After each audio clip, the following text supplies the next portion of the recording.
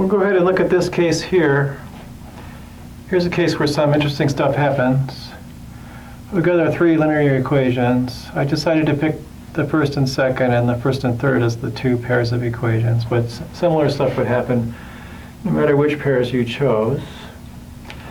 Here's the first two equations. I'm just choosing to eliminate x.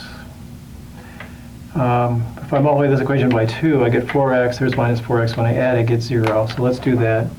So I get 4x minus 2y plus 2z equals 2, multiplying this whole equation by 2. 2, 2, 2, 4. Okay, minus sign, we did it.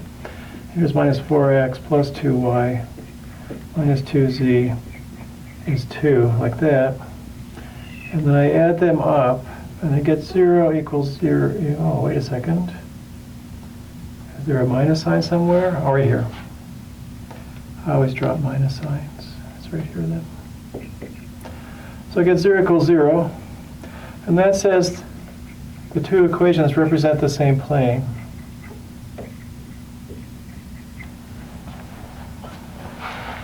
Keep that in mind as we continue on. This system here, if just add them, I eliminate x. We'll just add them because we can. I get 0 equals 4. Now that says these are parallel planes. So the first two planes are the same plane, like that. And then that's these two. And then this third plane, the third plane and the first plane are parallel. So the third guy is out here someplace, parallel to those two. And so all three of them cannot intersect. It's not possible. So that's what we said earlier, that when weird stuff happens, sometimes we're happy. This says I've got the same plane. There are three things that could happen here. This is one of them, where you get a false statement. If you got a false statement, that means the third plane is parallel, so there's no solutions. If we happen to get a true statement, then all three are the same plane. So any point on any plane satisfies all three equations. So there'll be infinitely many solutions.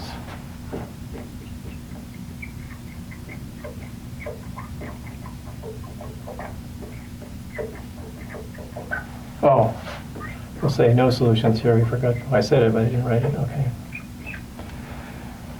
So when you get a true statement and a false statement together, no solutions. If you get a true statement and another true statement, then they're all three the same plane, so infinitely many solutions.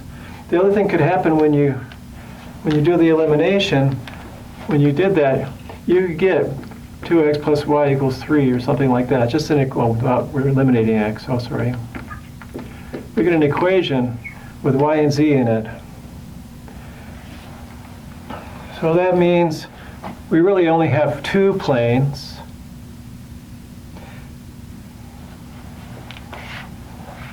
Okay, and this plane, think about it for a minute.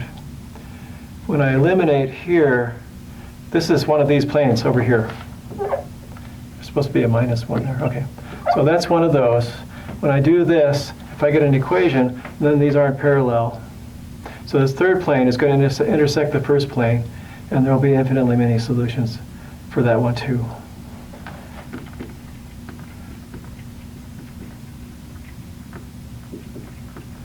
The only way you could have no solutions would be if the third plane was parallel to the first two. That is indicated by this. Or if it's the same plane, you have infinitely many solutions. If it's a non-parallel plane, which this says it is, some equation with x and y, with y and z in it, and not just a false statement, then that plane, since it's not parallel, is going to intersect the pair of planes that are here in a line, which I hesitate to try to draw, but the situation would look like this, and the third plane then would come in and intersect them, and they'd all intersect in a line. You'd have infinitely many solutions. So there you go. You can mix or match these kinds of things.